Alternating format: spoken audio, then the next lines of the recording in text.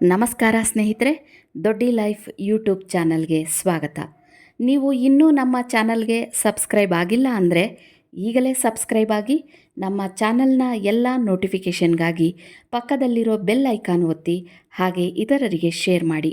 1930ರಲ್ಲಿ ಜಪಾನ್ನಲ್ಲಿ 2000ರಿಂದ ಕೊರಿಯಾ ದೇಶದಲ್ಲಿ ಹೆಚ್ಚು ಪ್ರಚಲಿತವಿರುವ ವಿಷಯ ಅಂದರೆ ಯಾವ ಬ್ಲಡ್ ಗ್ರೂಪ್ನ ವ್ಯಕ್ತಿಗಳು ಹೇಗೆ ವರ್ತಿಸ್ತಾರೆ ಅನ್ನೋದು.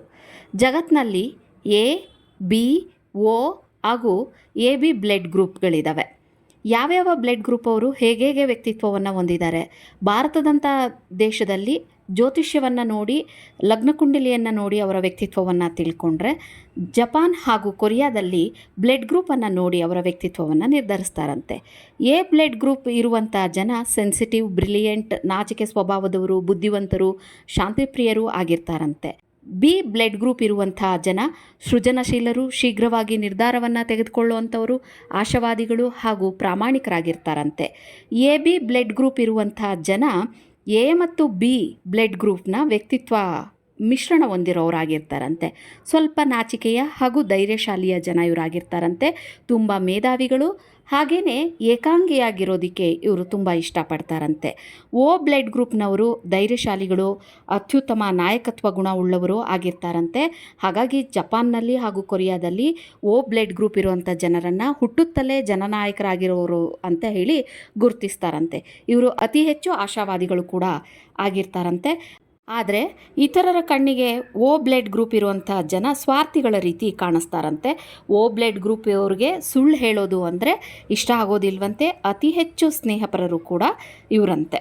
ಮುಖ್ಯವಾಗಿ ಬ್ಲಡ್ ಗ್ರೂಪನ್ನು ಯಾವ ಸಂದರ್ಭದಲ್ಲಿ ನಾವು ಪರಿಗಣಿಸ್ತಾ ಇದ್ವಿ ಅಂತ ಹೇಳಿದ್ರೆ, ರಕ್ತದಾನವನ್ನು ಮಾಡುವಂಥ ಸಂದರ್ಭದಲ್ಲಿ ಅಥವಾ ರಕ್ತವನ್ನು ಎರವಲು ಪಡೆಯುವಂಥ ಸಂದರ್ಭದಲ್ಲಿ, ತುರ್ತು ಪರಿಸ್ಥಿತಿಗಳಲ್ಲಿ ನಮ್ಮ ಬ್ಲಡ್ ಗ್ರೂಪನ್ನು ಮಾತ್ರ ಗಣನೆಗೆ ತೆಗೆದುಕೊಳ್ತಾ ಇದ್ವಿ. ಆದರೆ ಜಪಾನ್ ಹಾಗೂ ಕೊರಿಯಾದಂತಹ ದೇಶಗಳಲ್ಲಿ ವ್ಯಕ್ತಿತ್ವವನ್ನು ಅರಿಯೋದಕ್ಕೆ ಬ್ಲಡ್ ಗ್ರೂಪನ್ನು ಪರಿಗಣಿಸ್ತಿದ್ದಾರೆ ಅಂತ ಹೇಳಿದ್ರೆ ಆಶ್ಚರ್ಯ ಆಗುತ್ತೆ.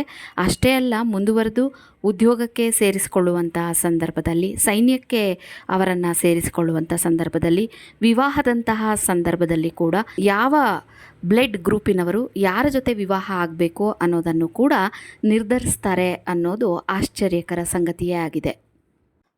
ಭಾರತೀಯ ಸಮಾಜದಲ್ಲೂ ಆನುವಂಶಿಕ ಕಾಯಿಲೆಗಳನ್ನು ನಿಯಂತ್ರಣ ಮಾಡೋದಕ್ಕೆ ರಕ್ತ ಸಂಬಂಧಗಳಲ್ಲಿ ವಿವಾಹವನ್ನು ನಿಷಿದ್ಧಗೊಳಿಸಬೇಕು ಅನ್ನೋದು ವೈದ್ಯರ ಸಲಹೆ ಆಗಿರುತ್ತೆ.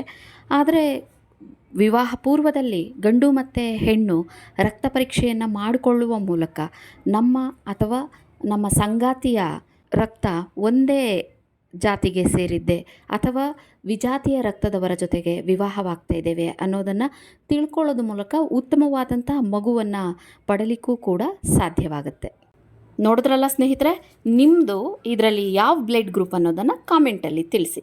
ಧನ್ಯವಾದಗಳು.